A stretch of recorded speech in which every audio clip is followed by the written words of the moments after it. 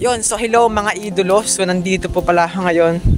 So galing po ako sa Parlan. So uwi na po ako sa amin para kumain din po. Yan.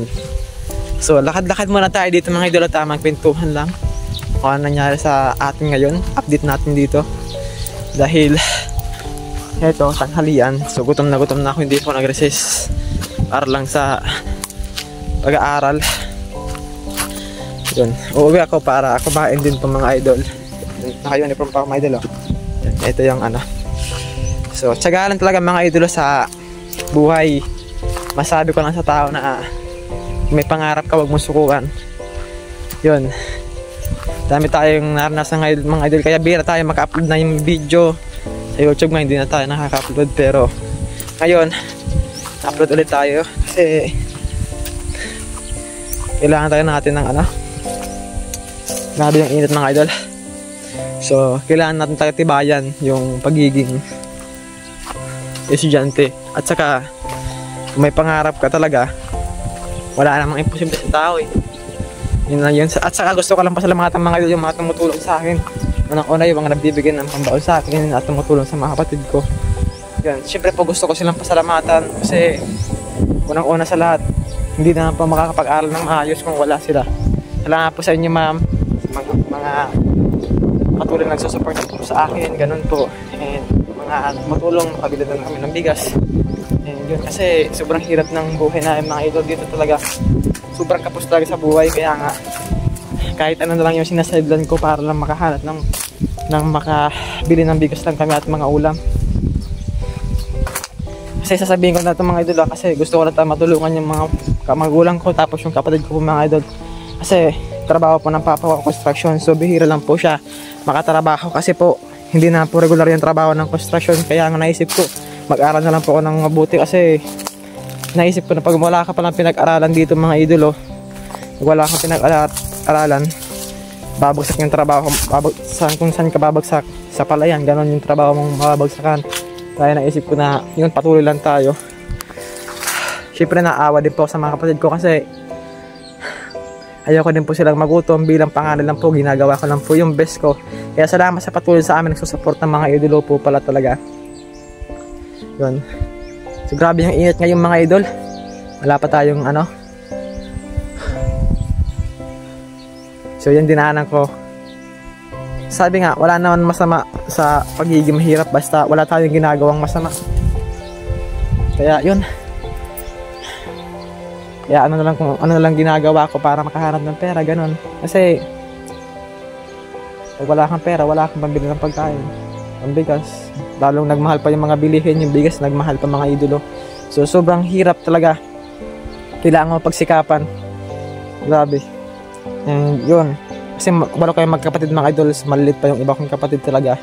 Pero sabi nga, sa una lang naman yung mahirap eh, balang araw gagaan din yung buhay namin. Pero sabi tsaga lang. Pero gusto ko lang pala sa pasalamatan po talaga yung lahat pala na tumutulong sa amin, lalo na kay Mama Dora, sa mga tumutulong po sa amin ganun, yung mga ano, pinabibigay sa akin ng baon. Yan, nakakikita nito, maraming salamat po sa inyo po ma'am.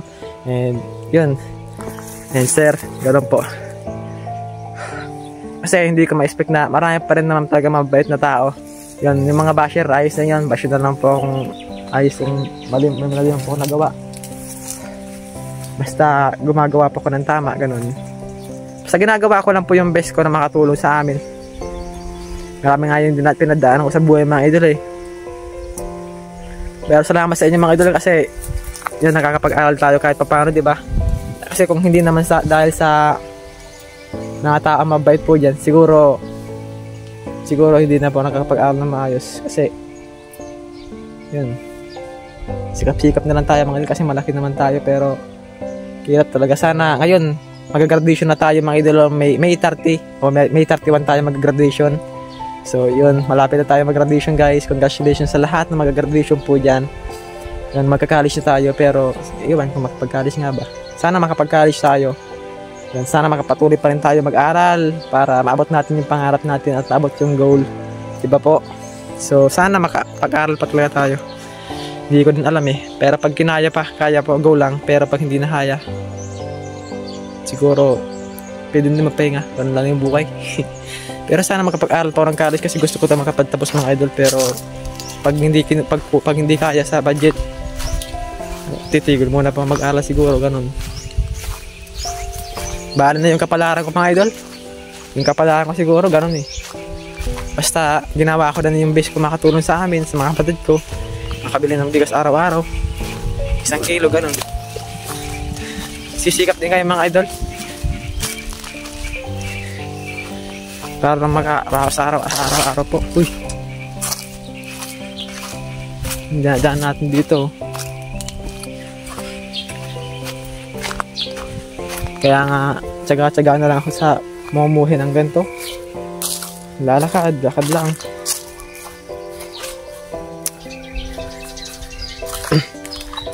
Pero ayos lang yan. At least, kahit pa paano minsan nakakaraos din tayo. Minsan, mahirap din. Minsan ganun. Hirap ganun. Pero at least, wala tayong ginagawang masama. Wala tayong inaapakan na tao. Kaya napapakatotalan tayo sa maraming tao. Para sa akin mga idol, hindi ko kinakaya maging mahirap talaga po. Kasi bilang ano lang, ginagawa ko lang yung best ko na makatulong bilang mag-aaral lang, di ba? Kasi kahit bata pa ako, namulat na ako sa katotohanan na sobrang hirap mabuhay sa mundo nito. Naisip ko nga, ba't ganito yung buhay ko? Sana hindi na lang naging mahirap. Pero wala tayong magagawa nun eh, kasi kapalaran ko yun eh. Sa tagay, mabuti pa tayo kasi nakapag-aral tayo. Kasi salamat sa inyo mga idol, sa mga tumutulong talaga sa akin, kasi dahil sa inyo nakakapag-aral po. Siguro kung ano, para sa akin mga mabait na taong ano, siguro hindi na po nakakapag-aral ngayon ng mabuti. Kasi mahirap mag-aral kapag wala kang makakain, wala kang pera na mga project ganun. Hirap ng ganun mga idol. Siguro kasi minsan nakikatrabaho din ako mga idol sa construction, mga side doon dyan, nakikilinis, ganun. Yun yung buhay natin mga idol. Kaya hindi ako maarting bata. Huwag tayong maging maarte. Sabi nga, kung ang nasa lamesa, yun yung kainin. Kahit kapakainin mo ng, ng mga gulay na kahit ano pa dyan, kakainin ko yung mga idol. Kahit nga asin, inuulam ko pa yung asin eh. Kasi wala na masama sa ganun buhay. Yan. Init talaga. Nagtitikil-tikil lang tayo kasi sobrang init talaga, baka ano talaga, grabing init. So yun, uwi na tayo, tapos kain na. Kakain ako ng marami kasi hindi ako nag-resist ngayon. Grabe talaga yung yan, naka-uniform pa tayo mga idol. Ito yung dinadaan ko dito, nakita nyo na po na sobrang tirik na tirik yung araw. Yan, sobrang tirik na tirik. Mahirap pero laban lang, siguro ganun lang yung buhay. Diba po?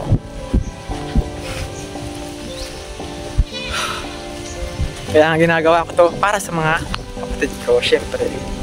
Kasi maliit pa sila eh. Kahit pa paano, namulat na ako sa katotohanan na gusto ko sila matulungan kahit bata pa ako. Yun lang yung hangad ko sa buhay eh. Yung mapasaya ko yung mga kapatid ko, yung magulang ko, yan lang. And yung mama ko ganun. Kasi yung iba kasing kapatid ko minsan sakitin din talaga yun. Kaya yan mga idol, so ngayon mag-out na tayo. So for today's video is yan, nagkwentuhan lang tayo ngayon. Ingat, God bless po.